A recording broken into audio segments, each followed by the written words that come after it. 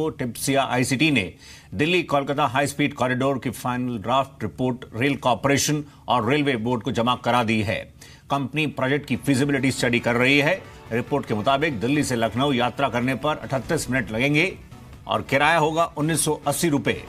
वहीं दूसरी ओर दिल्ली से वाराणसी यात्रा करने पर 2 घंटे 37 मिनट लगेंगे और किराया होगा 3240 रुपए। रिपोर्ट के मुताबिक अगर दिल्ली लखनऊ प्रोजेक्ट पर काम 2021 में होगा तो 2029 तक ये ऑपरेशनल हो सकेगा। वहीं दिल्ली वाराणसी रूट ऑपरेशनल 2031 तक होने की उम्मीद है। दिल्ली वाराणसी रूट में ग्रेटर नोएडा, अलीगढ़, लखनऊ, सुल्तानपुर, जौनपुर जैसे स्टेशन रहने वाले हैं।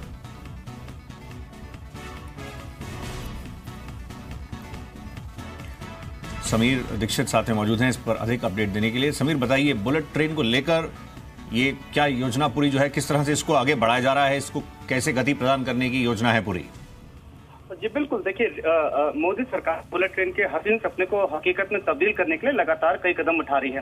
पहले चरण में मुंबई अहमदाबाद को मंजूरी मिल चुकी है और उसको सितंबर में उसका काम शुरू भी हो जाएगा, यानी कि कंस्ट्रक्शन के तहत जो पहली सीढ़ी है वो सितंबर में शुरू होगी।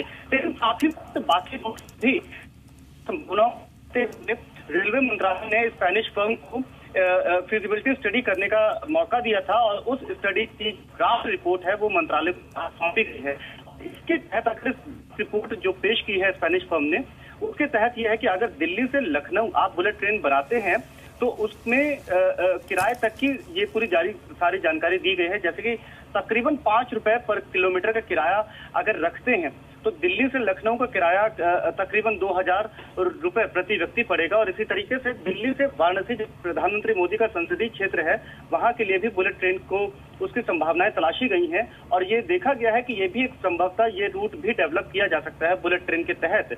और अगर दिल्ली से वाराणसी के लिए बुलेट ट्रेन पर काम शुरू होता है तो ड्राफ्ट रिपोर्ट 2031 तक ये सपना भी पूरा हो जाएगा, यानी कि दिल्ली से के लिए एक बुलेट ट्रेन चल सकती है। और ड्राफ्ट रिपोर्ट में ये भी अहम बात निकल के सामने आई है कि जो स्टेशन होंगे दिल्ली से वाराणसी के बीच में, उसमें पहले जौनपुर शामिल नहीं था, लेकिन वहां के सांसद ने चूंकि इसका जोर दिया तो जौनपुर को भी शामिल किया गया है।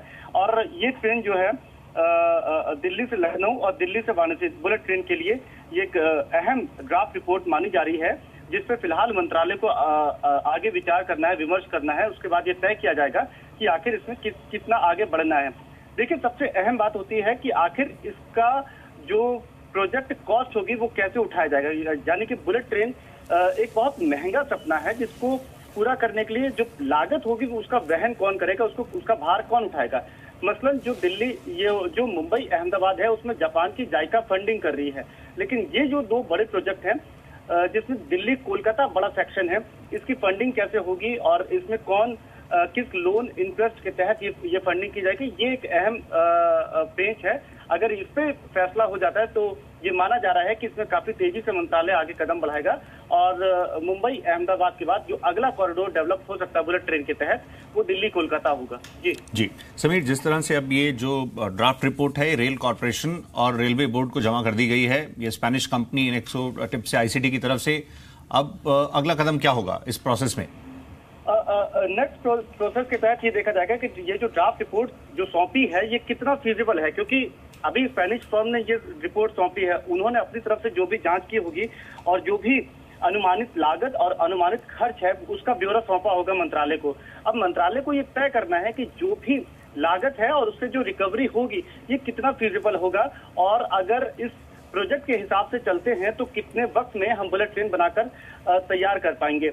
क्योंकि सारा पेंच अंततः इस बात पर आकर टिकता है कि आखिर खर्च कौन उठाएगा और उस खर्च को कहां से जुटाया जाएगा। तो फिलहाल मंत्रालय इस बात पर जरूर चर्चा करेगा और इसको पीएमओ तक भी लेकर जाएगा, प्रधानमंत्री कार्यालय तक, कि अगर आपके संसदीय क्षेत्र तक बुलेट ट्रेन या इस हाई स्पीड रेल कॉरिडोर को डेवलप करना है तो उसकी फंडिंग को कैसे क्या कुछ आगे बढ़ाना है और उसके लिए क्या कुछ कदम उठाए जाने चाहिए। क्योंकि अगर आप देखें, मैं ये बात दोबारा बता दूं कि मुंबई अहमदाबाद के लिए जापान फंडिंग कर रहा है और इस केस में जहां पर आप दिल्ली कोलकाता सेक्शन को डेवलप करना चाहते हैं, यहाँ पर फंडिंग कैसे होगी ये अहम सवाल है जिसको लेकर फिलहाल फैसला लिया जाना बाकी है।